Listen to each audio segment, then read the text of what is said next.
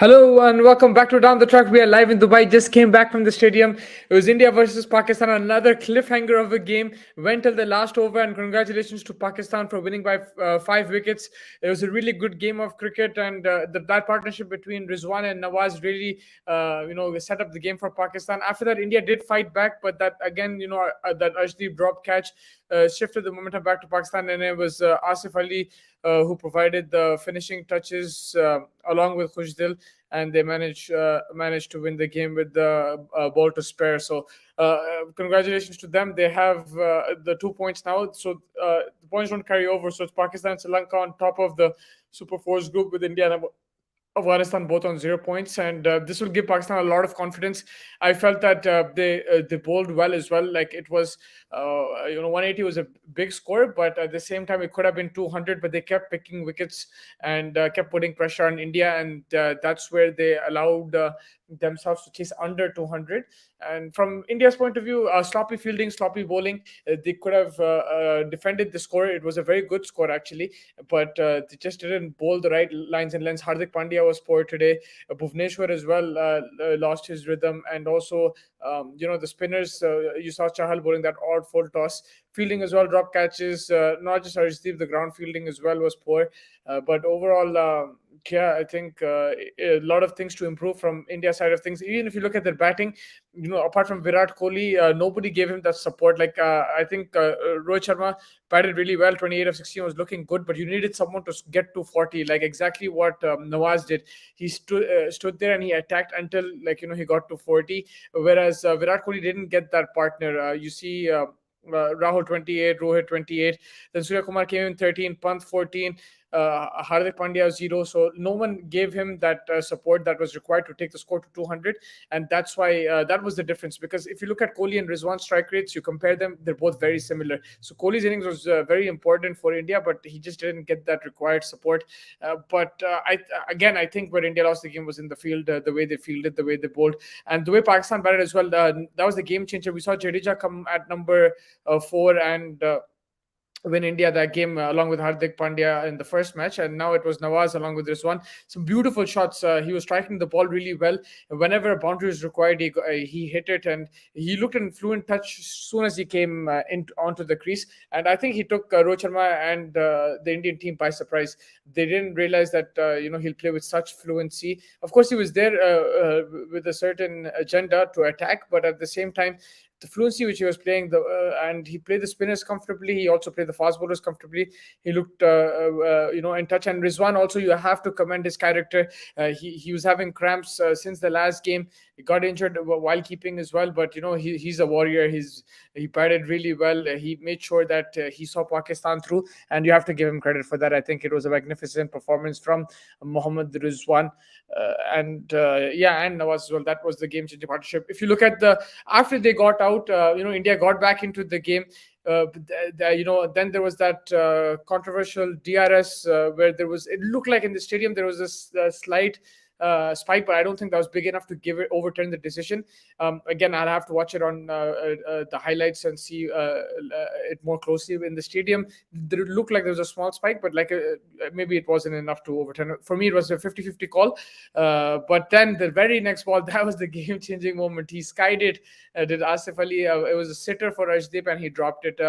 Unfortunately, these things happen in cricket. It was a very easy catch, but this is a pressure of India-Pakistan game. This is the difference between an international match and an IPL match. And we shouldn't be we shouldn't be abusing and stuff of Arshdeep, but at the same time, he will learn from this. This is a learning curve in his career. It was a simple catch, no doubt. He should have caught it. It was game changing at that point. If he took that catch, the pressure would be shifted back on Pakistan, but it allowed Asif Ali to stay there and hit those sixes. And Asif Ali is their six hitter in that team. If you get rid of him, you put more pressure, then it becomes a bit difficult for the rest of the batsmen.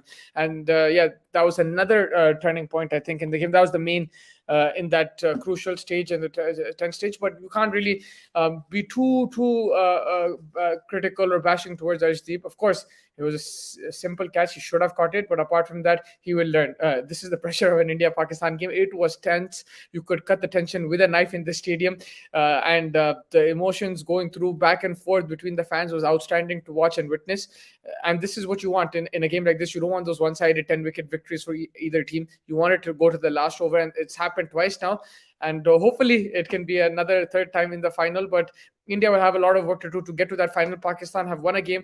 If they win the next two games, they're guaranteed a final spot, and they will be confident. Of course, I think still both teams have weaknesses because there's injuries and stuff going on. They both have weaknesses that can be exploited, but at the same time, they have to take the positives. India, they have to look at Virat Kohli, the way he batted, and him coming back into form slowly but surely. I think that's a big positive. And if you look at Arshdeep and Bishnoi, especially Bishnoi's economy was 6.5. He bowled really well. I felt that's a big positive for India. But the negatives, you have to work on it. You need a bat. You need partnerships. That's what India will need to do. Pakistan had those partnerships, but where I would say Pakistan can improve, of course, in the bowling wise. Today the fast bowlers got hit. All of them over 9 runs and over. Whether it was Naseem Shah, Hasnain, or Haris Rauf, and the spinners did a very good job. That's kept them in the game, and the score was under 200 because of the spinners. But yeah, the fast bowlers got hit, so they will have to improve on that. But their positives are the partnership between Nawaz and Rizwan, and eventually winning the game. Big positive. Pakistan were the better team in this game. There were instances. Who knows? Even if Arshdeep took that catch, maybe Pakistan could have still won the game. So we don't know. There's a lot of ifs and buts, but of course, I feel that catch was a big momentum shifter. Man of the match for me, Mohammad Nawaz, without a doubt, outstanding performance.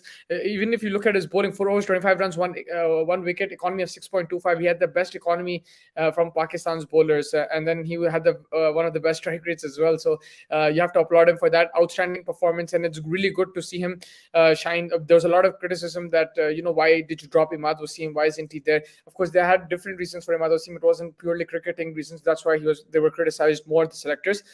But you have to give credit to Nawaz, because I'm sure he was under pressure trying to live up to that Imad expectations. If he didn't perform, everyone would be calling for Imad Wasim back in the team.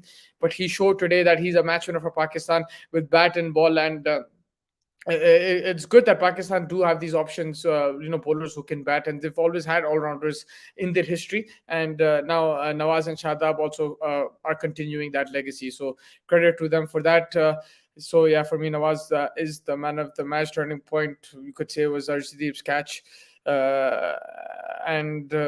Overall, a very, very good game of cricket. Exciting. The atmosphere was brilliant in the stadium. The crowds were at it throughout.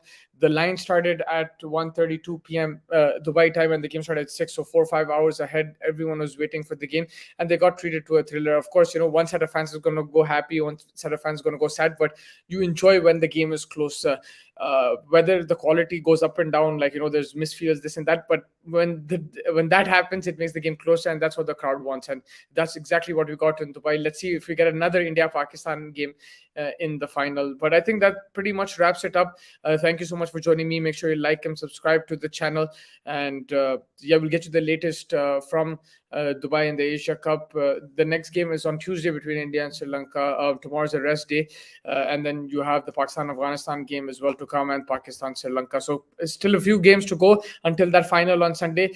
All to play for all teams are right now in this tournament. We don't know who's going to be in the final as of now, but of course Pakistan and Sri Lanka have taken that first step forward by winning their first game, and now if they win the remaining two games, then either team, they will be for sure in the finals, and that will give them a big boost as well if they can qualify without losing a game. That pretty much wraps it up. Thank you so much for joining me. Make sure you like and subscribe, like I said, and I will catch you from Dubai with the latest updates. Thank you so much.